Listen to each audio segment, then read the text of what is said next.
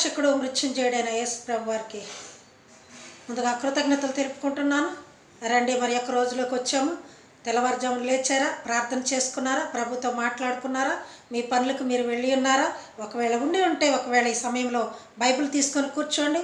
ఒకవేళ ఈ నా మాటలు వింటున్నప్పుడు బైబిల్ తీసుకొని మీరు కూడా దేవునిలో వాక్యంలో ఏకీభవించండి. వాగ్దానం చదువుకుందాం, వాక్య భాగంలోకి వెళ్దాం. ముందుగా దేవుని స్తుతించుకొని ఆ తర్వాత మన వాక్య భాగంలోకి వెళ్దాము. దేవుడిచ్చిన ఈ కృపను బట్టి ఆయనకే ఘనత మహిమ ప్రభావములు చెల్లును కాక. ముఖ దర్శనం చాలయ్యా నాకు, నీ ముఖ దర్శనం చాలయ్యా, ముఖ దర్శనం చాలయ్యా నాకు, నీ ముఖ దర్శనం చాలయ్యా. సమీపించని తేజస్సులో నివసించునా దైవమా, ముఖ దర్శనం చాలయ్యా. యేసయ్యా యేసయ్యా యేసయ్యా యేసయ్యా యేసయ్యా యేసయ్యా యేసయ్యా యేసయ్యా, ముఖ దర్శనం చాలయ్యా నాకు, నీ ముఖ దర్శనం చాలయ్యా. అన్నపానములు మరచి నీతో గడుపుట పరలోక అనుభవమే, నాకది ఉన్నత భాగ్యమే. అన్నపానములు మరచి నీతో గడుపుట పరలోక అనుభవమే, నాకది ఉన్నత భాగ్యమే. యేసయ్యా యేసయ్యా యేసయ్యా యేసయ్యా, ముఖ దర్శనం చాలయ్యా నాకు, నీ ముఖ దర్శనం చాలయ్యా. ప్రేమ కలిగిన తండ్రి, ప్రేమమయుడా, నీకే వందనాలు, స్తోత్రాలయ్యా. మరి యొక్క దినము మాకు ఇచ్చినందుకు నీకు వందనాలయ్యా. ఈ ఉదయకాలపు దీవెనలు మాతో ఉంచిన ఆయన, ఇప్పుడు మీరు నాతో ఏమి మాట్లాడించబోతున్నారు, మీ వాక్యం ద్వారా మాతో మీరు ఏం మాట్లాడబోతున్నారు, నాతో మీరు మాట్లాడుతున్న ప్రతి మాట కూడా వింటున్న ప్రతి బిడ్డ హృదయంలో ఫలింపచేయమని యేసయ్య పరిశుద్ధ దివ్యనామమున అడిగి వేడుకుంటున్నాను తండ్రి. ఆమెన్ ఆమెనని చెప్పిన వారందరిని కూడా దేవుడు దీవించి ఆశీర్వదించునుగాక. రండి, వాక్య భాగంలోకి వెళ్దాము. ఈరోజు వాగ్దానం చూసుకున్నాము. యెషయా గ్రంథము 15వ అధ్యాయము 5వ వచనం చూసుకుంటున్నాము. యెషయా గ్రంథము 15వ అధ్యాయము 16వ అధ్యాయము 5వ వచనం. యెషయా గ్రంథము 16వ అధ్యాయం 5వ వచనం చూసుకుంటున్నాము. కృప వలన సింహాసనము స్థాపింపబడును, కృప వలన మాత్రమే సింహాసనము స్థాపింపబడని యెషయా గ్రంథకర్త చెప్తున్నారు. అలాగే సత్య సంపన్నుడై దాని మీద కూర్చోండి. సత్యవంతుడు అక్కడ కూర్చొని ఉన్నాడు, దానిపైన సత్యవర్తనుడై దానిపైన కూర్చోండి. తీర్పు తీర్చునొకడు కలడు.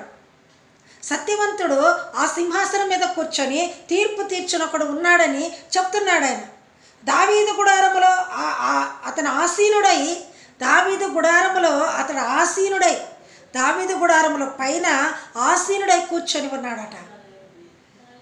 ఆసీనుడై న్యాయము తీర్చును, న్యాయము విచారించుచు, న్యాయము జరిగించుటకై తీవరించును.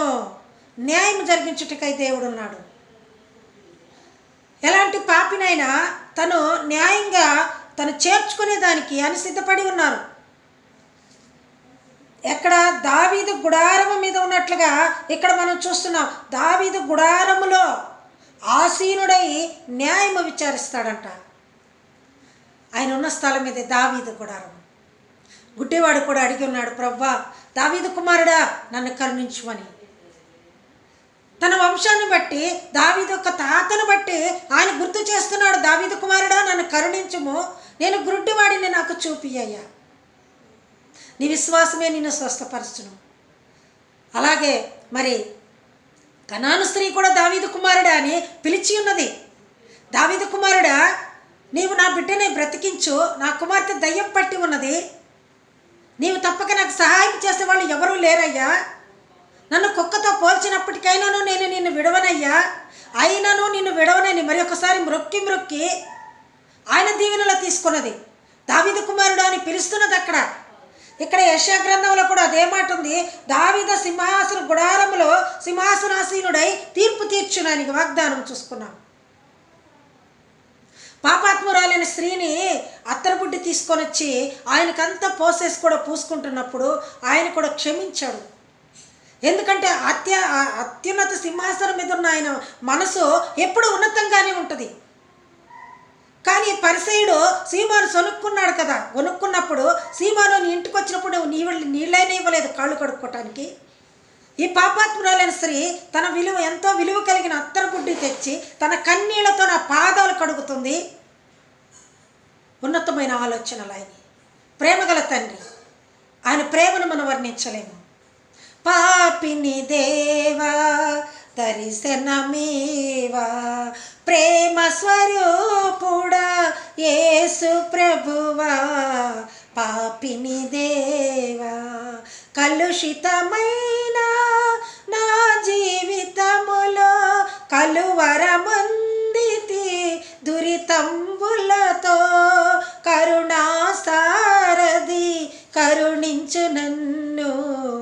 పాపిని దేవా పాపిని దేవా దర్శనమీవా, ప్రేమ స్వరూపుడా యేసు ప్రభువా. పాపిని దేవా. పాపినయ్యా నేనని తను ముందుకొచ్చేదానికి కూడా ధైర్యం చాలక వెనక పాదముల తట్ట నిలబడి ఆ అత్తరు పూసి ఆ కన్నీళ్లతో పాదాలు కడుగుతూ ఆయన స్మరించుకొని ఆయన ఆరాధించుకొని ఎక్కువగా ఆయన ఆరాధిస్తుంది, విస్తారముగా ఆరాధిస్తుంది. తను తీసుకొచ్చిన వాల్యుబుల్ సెంటు చాలా విలువైనది. ఆ ఖరీదును ఆమె దృష్టిలో పెట్టుకోలేదు. ఎంతైనా నా ప్రియులకు నేను ఇవ్వాలనుకున్నది, ఎంత ఇచ్చినా కూడా తీరదనుకున్నదేమో. పరిసయ్యుని ఇంట భోజనానికి వెళ్ళినప్పుడు చూస్తున్నాం మనం. లోకాసు వార్త 7వ అధ్యాయము 36వ వచనం నుంచి చూస్తున్నాం. లోకాసు వార్త 7వ అధ్యాయం 36వ వచనం నుంచి పరిసయ్యుల్లో ఒకడు తనతో కూడా భోజనం చేయుటకు ఆయన అడిగాను. ఆయన పరిసయ్యుని ఇంటకు వెళ్ళి భోజన పంక్తిలో కూర్చున్నాడు. అంతే, భోజనం ఇంకా చేయలేదు, వడ్డించలేదు. ఆయన వచ్చిన పని వేరు. ఆయన ఎందుకు వచ్చాడో ఆయనకే తెలుసు. భోజనం చేయడానికి ఆయన రాలేదు, ఒక పాపిని రక్షించడానికి వచ్చాడు అక్కడికి. పాపాత్మురాలైన స్త్రీ అక్కడికి వస్తుందని ఆయనకి తెలుసు ముందుగానే. ఆయనకి తెలిగి మరుగయ్యున్నది ఏదియో లేదు. నేనేమై ఉన్నానో ప్రభువా నీకే తెలియనుగా. అన్నీ తెలుసు ప్రభువా, నేనేమైనా ఎక్కడున్నాను సమస్తము నీకు తెలుసు నాయన. ఆ పాపాత్మురాలు వస్తుందని ఆయన ఇంట భోజనమును కూర్చున్నప్పుడు ఆ ఊరిలో పాపాత్మురాలని ఒక స్త్రీ వచ్చేసింది. ఆమెను ఎవరు ఇండ్లలోకి రానివ్వరు. పాపాత్మురాలంటే దూరంగా ఉంచుతారు. ఆమె ఎప్పుడు కూడా పరిసయ్యుని ఇంటికి వచ్చినది కాదు. ప్రభువారు ఎప్పుడు వస్తారని కాచుకొని ఉన్నది. ఆ ఇంటిలోకి పోగానే ఎవరి సలహా తీసుకోలేదు. ఆ ఇంటి యజమాని కూడా అడగలేదు నేను మీ ఇంటికి రావచ్చా లేదని. కనీసం కూడా మరి అతని రిక్వెస్ట్ కూడా అడగకుండా వెళ్ళిపోయింది సరాసరి లోపలికి. ఇంటికల్లా ఆయన వాళ్ళు ఎప్పుడు ఆమెని లోపలికి రానివ్వరు. కానీ ఈమె దేవుడు ఉన్నాడు, యేసుప్రభు వారు ఉన్నారని లోపలికి వెళ్ళిపోయింది. దావీదు సింహాసనం మీద కూర్చున్న ఆయన న్యాయం తీరుస్తాడని వెళ్ళింది. అక్కడికి వెళ్ళి ఆయన వెనక తట్టు నిలబడేట్టుగా చూస్తున్నాం. ఇక్కడ చూడండి ప్రియులారా, 37వ వచనంలో ఆ ఊరిలో ఉన్న పాపాత్మ ఒక స్త్రీ యేసు పరిసయ్యుని భోజనం కూర్చున్నాడని తెలుసుకొని ఒక బుడ్డిలో అత్తరు తీసుకుని వచ్చి వెనక తట్టు పాదముల యొద్ద నిలబడి ఉన్నదంట. ఆమెకి ముందుకు వచ్చే ధైర్యం లేదు. అయినను ఆమె ఎలాగైనా ప్రభు నేను సేవించుకోవాలా, ఆయనకి నా క్షమాపణలు చెప్పుకోవాలి, ఏ విధంగానైనా నా హృదయాన్ని ఆయనకి తెలియపరచాలనుకున్నది. ఎందుకంటే హృదయం దగ్గర ఆయన నిలబడి తట్టుచూ ఉంటాడు. హృదయం అన్నడు తలుపు నొద్ద యేసు నాదుండు, నిలచి సదయుడగుచు తాటుచుండు సకల విధములను. ఏ విధంగా నేను తిడతాడు కదా, ఆయన హృదయంలో చేర్చుకోవాలి. ఆయన హృదయంలో నింపడాలి, ఆయన కంటిలో నింపడాలి. నా పాపాలను ఇప్పుడే కడిగేసుకోవాలనుకుంది, నిశ్చయించుకుంది. ఒక క్లారిటీతో వచ్చింది. ఆ వెనక తట్ట పాదం దగ్గర నిలబడి అత్తరు పోసేసింది తల మీద నుంచి పై వరకు. కన్నీళ్లతో ఆయన పాదాలు తడుచుకుంటూ వెనక వైపు ఉంది, ముందు తట్టు కూడా రాలేదు ఇంకా. కానీ ఈయన సనుక్కుంటున్నాడు ఇంటికి. ఆయన మేము పిలవలేదు కదా, ఈమె ఎందుకు వచ్చింది మా ఇంటికి? పైన పాపాత్మరాలు తాకుతుంటే ఈ పవిత్రుడు, ఈ కర్ణుడు, ఈయన ఎలా ప్రవక్త కదా, ఈయన ఎలా పట్టుకొని ఇస్తున్నాడు ఆమెని? అని కొనుక్కుంటూ ఉన్నప్పుడు ప్రభువారికి హృదయంలో ఏమనుకున్నది ఆయనకు తెలియదా? హృదయ గోచరములు ఎరిగిన వారు కదా ఆయన. అందుకే కదా దావీదు మహారాజు తన కీర్తనలో నా ప్రాణమ అంతరంగమును సమస్తమా ఆయన పరిశుద్ధనామను సన్నతించము, నా ప్రాణమ యెహోవాను సన్నతించమను. ప్రాణం కూడా సన్నతిస్తున్నప్పుడు ఆయనకి ఎందుకు తెలియదు? ఆయన ప్రాణము దావీదు ప్రాణంతో కలిసి ఉన్నప్పుడు ఎందుకు తెలియదు ఆయనకి? దావీదు సింహాసనం మీద ఉన్నాడు కదా ఆయన.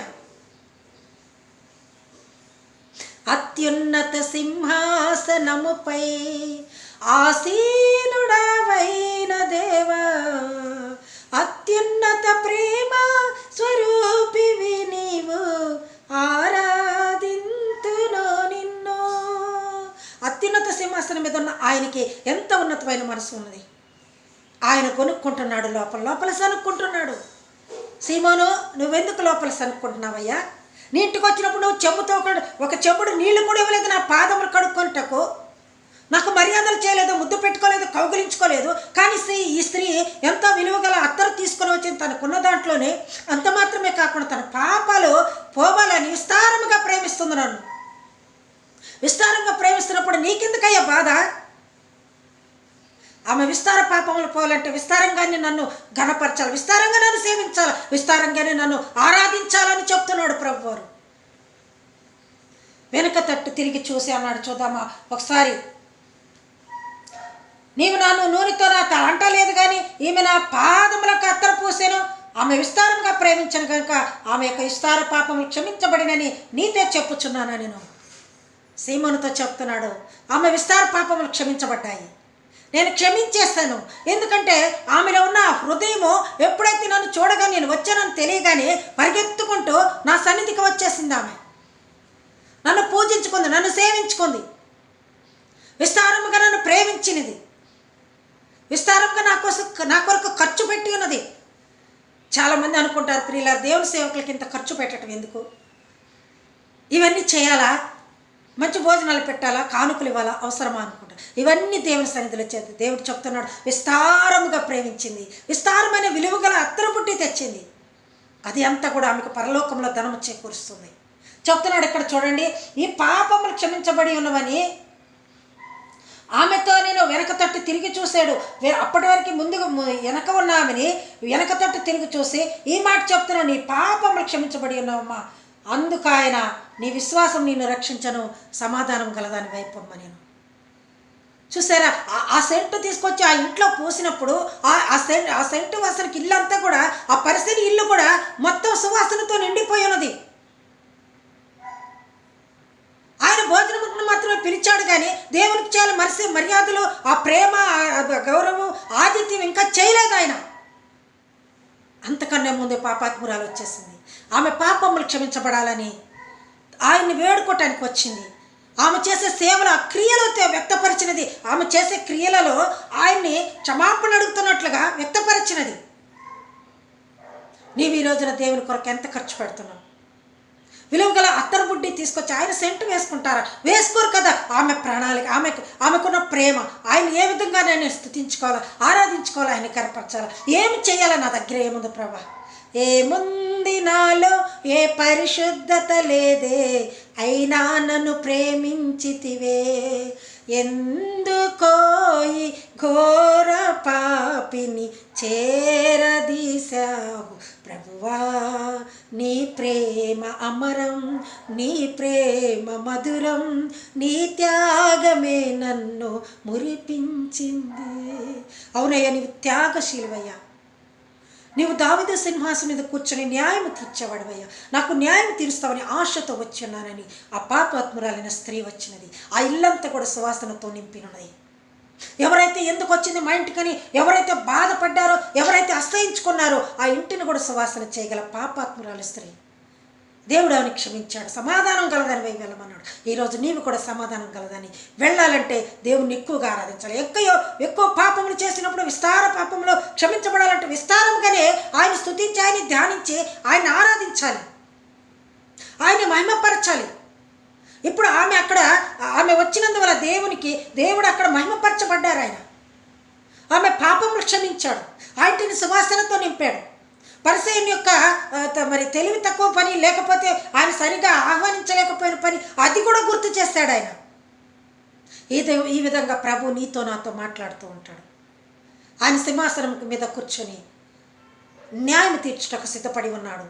కనుక మన న్యాయము మనం తీర్పించుకోవాలంటే ఎలాగో చేయాలని ఆయన అడుగుదాం, ఆయనతో ప్రార్థిద్దాం, ఎక్కువ సమయం ఆయనతో గడుపుదాం. ఈరోజు దేవుడు ఇచ్చిన ఈ వాక్యానికి ఆయనకి వందనాలు స్తోత్రాలు చెల్లించుకుంటూ విన్న మీ అందరూ కూడా దేవుడు దీవించి ఆశీర్వదించను గాక. చిన్న ప్రార్థన చేసుకుని మనం ముగించుకున్నాం. ప్రేమ కలిగిన తండ్రి యేసయ్యనికి వందనాలు స్తోత్రాలు. ఇదిగో తండ్రి, పాపాత్తురాలైన స్త్రీని క్షమించి సమాధానం కలదానివై వెళ్ళమని చెప్పావయ్యా. మేము కూడా అడుగుచున్నామయ్యా. ఈ క్షణంలో ఎవరైనా ప్రార్థనలో కూర్చొని ఉన్నారేమో, ఈ మాటలు వింటున్నారేమో, వారికి ఏం అవసరం ఉన్నదో తండ్రి, వారి కుటుంబం కోసం, వారి భర్తలు, వారి బిడ్డల కొరకు ప్రార్థిస్తున్నారేమో, వారి భార్య, వారి బిడ్డల కొరకు ప్రార్థిస్తున్నారు, వారి తల్లిదండ్రుల కొరకు, పెద్దవారి కొరకు, అన్నదమ్ముల కొరకు, అక్క చెల్లెల కొరకు ప్రార్థిస్తున్నారేమో ప్రభు. బిడ్డల కొరకు ప్రార్థిస్తున్నారు, గృహం కొరకు ప్రార్థిస్తున్నారేమో, ఉద్యోగాల కొరకు ప్రార్థిస్తున్నారేమో. సహాయం వచ్చేయమని ఈ నీ మాటలు నా నోట వినిపించినందుకు మీకే వందనాలు స్తోత్రాలు చెల్లించుకుంటూ యేసయ్య అతి పరిశుద్ధ దివ్యనామములో అడిగి వేడుకుంటున్నాం తండ్రి. Amen. God bless you all. Thank you.